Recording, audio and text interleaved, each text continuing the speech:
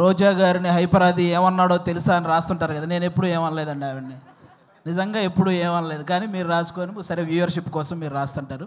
ఆ నవ్వించే ప్రయత్నంలో చిన్న తప్పు జరగటం వల్ల అతన్ని ఫిలిం ఛాంబర్ దగ్గరికి పిలిచి కొంతమంది సారీ చెప్పినా సరే అతని మీద చేయి చేసుకున్నారు. అందరికీ థ్యాంక్ యూ సో మచ్ అండి. కింద ఉన్న పెద్దలందరికీ అలాగే స్టేజ్ మీద ఉన్న పెద్దలందరికీ కూడా థ్యాంక్ యూ సో మచ్. ముఖ్యంగా చాలా రోజుల తర్వాత మా రోజా గారిని చూస్తున్నాం. థ్యాంక్ యూ రోజా గారు, ఇలా కలవటం నిజంగా చాలా ఆనందంగా ఉంది. బేసిక్గా అందరూ యూట్యూబ్లో రోజా గారిని హైపరాది ఏమన్నాడో తెలుసా అని రాస్తుంటారు కదా. నేను ఎప్పుడు ఏమనలేదండి ఆవిడని, నిజంగా ఎప్పుడు ఏమనలేదు. కానీ మీరు రాసుకొని సరే వ్యూవర్షిప్ కోసం మీరు రాస్తుంటారు. ఓకే, ఈరోజు తెలుగు సినిమా నిజంగా చాలా చాలా చాలా బాగుంది. ప్రజెంట్ ఇంకా బాగుంటుంది. ఎందుకంటే నిన్న సాయంత్రం పుష్ప 2 అని ఒక ట్రైలర్ వచ్చింది. అబ్బా, ఆ అల్లు అర్జున్ గారి హార్డ్ వర్క్కి అలాగే మన సుకుమార్ గారి డెడికేషన్కి మనందరం నిజంగా హ్యాట్స్ ఆఫ్ చెప్పుకోవాలి. రేపు డిసెంబర్ 5వ తేదీ ఒక నేషనల్ అవార్డు విన్నర్ చేయబోయే ఇంటర్నేషనల్ పర్ఫార్మెన్స్తో థియేటర్లు బ్లాస్ట్ అవ్వబోతున్నాయి.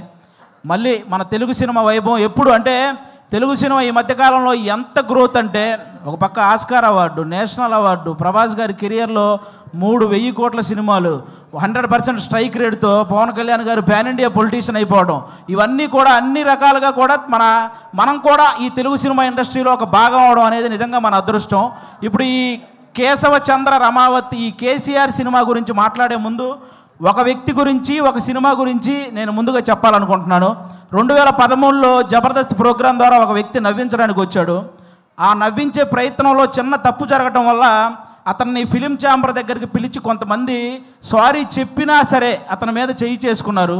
ఆ రోజు అతనికి ఎన్ని దెబ్బలు తగిలినాయో తెలియదు, కానీ అతను మాత్రం చూసి ఒకే ఒక్క దెబ్బ కొట్టాడు. దాని పేరే బలగం. ఎక్కడైతే అవమానం జరిగిందో అక్కడే అతనికి మళ్ళీ సన్మానం జరిగింది.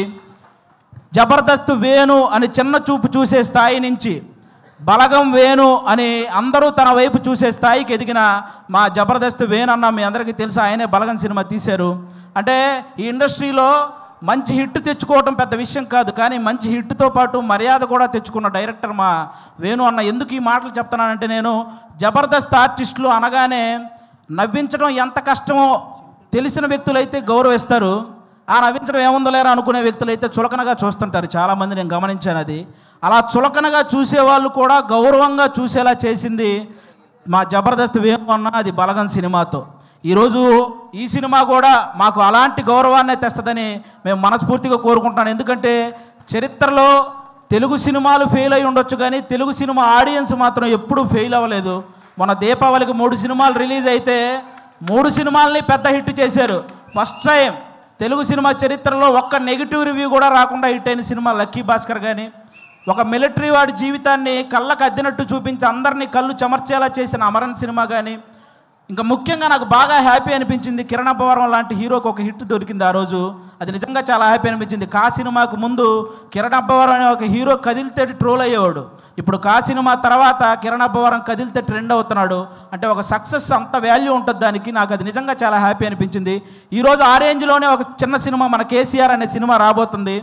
నాకు ఒక తెలంగాణ బ్యాక్డ్రాప్లో ఎప్పుడు ఏ సినిమా వచ్చినా కూడా వాటికి వచ్చే అప్లాజ్ వేరే లెవెల్లో ఉంటుంది. నేను ఈ మధ్యకాలంలో ఎన్ని సినిమాలు చూసినా సరే నాకు ఒక ఆంధ్రవాడిగా నాకు ఆంధ్ర అంటే ఎంత ప్రేమ ఉందో తెలంగాణ అంటే కూడా అంతే ప్రేమ ఉంది.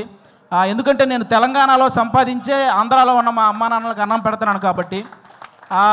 నాకు ముఖ్యంగా నాకు ఇక్కడ తెలంగాణలో ఏ పార్టీ భేదాలు ఇవేం లేవండి. నాకు కేసీఆర్ గారు ఎంత ఇష్టమో రేవంత్ రెడ్డి గారు కూడా అంతే ఇష్టం.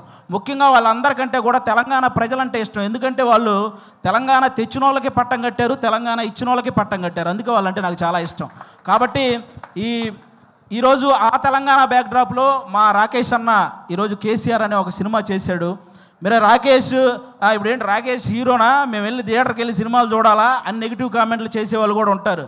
రాకేష్ హీరోలా ఫీల్ అవ్వడానికి అతనేం ఫారెన్ వెళ్ళి పాటలకు డ్యాన్స్లు వేయలేదు, లేకపోతే 10 మందిని కొడితే వాళ్ళు గాల్లో లేవలేదు. ఇక్కడ ఈ సినిమాలో ఓన్లీ కేసీఆర్ అనే ఒక క్యారెక్టర్ కనపడిద్ది తప్ప ఎక్కడా కూడా జబర్దస్త్ రాకేష్ మీకు ఈ సినిమాలో కనపడ్డు.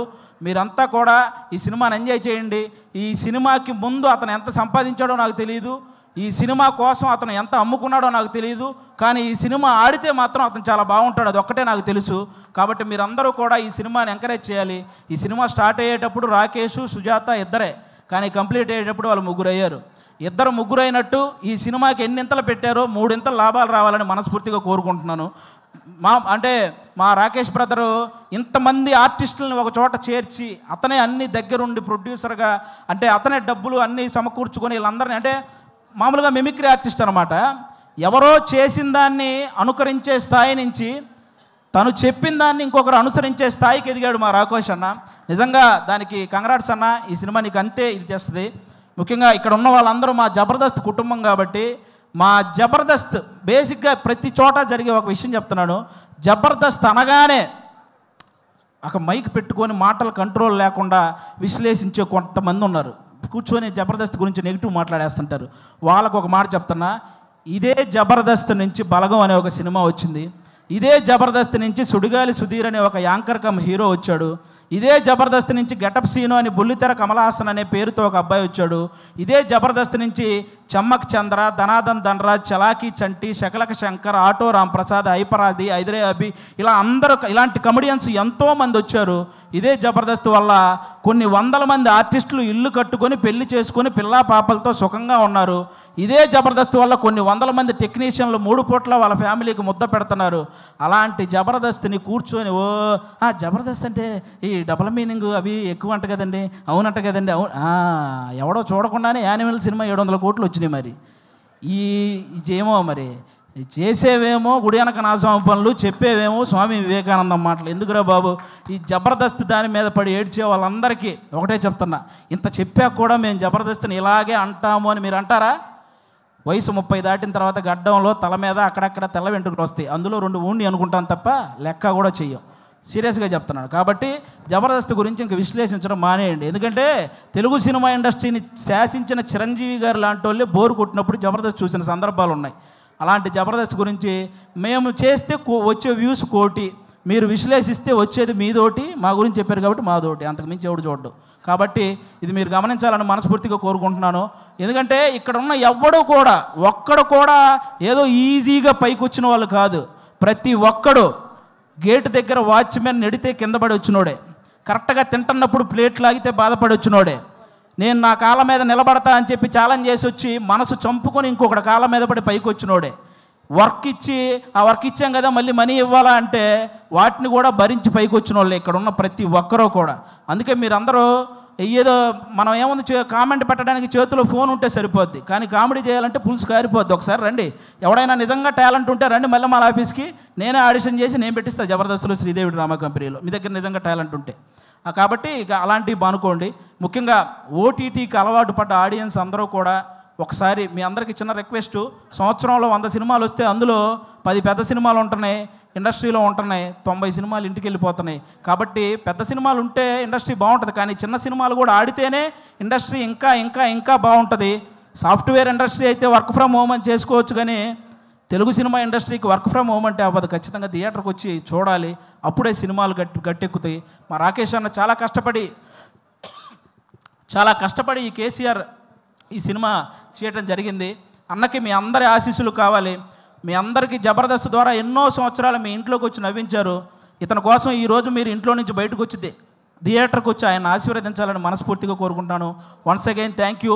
మాకు ఇలాంటి జబర్దస్త్ లైఫ్ ఇచ్చినటువంటి ఈటీవీ రామోజీరావు గారికి, అలాగే శ్యాంప్రసాద్ రెడ్డి గారికి, అలాగే మా నాగబాబు గారికి, రోజా గారికి, అందరికీ కూడా చాలా థ్యాంక్ యూ సో మచ్. ముఖ్యంగా నాకు పర్సనల్గా జబర్దస్త్ లైఫ్ ఇచ్చిన మా అభి అన్నకు కూడా సభాముఖంగా అందరికీ థ్యాంక్ యూ సో మచ్.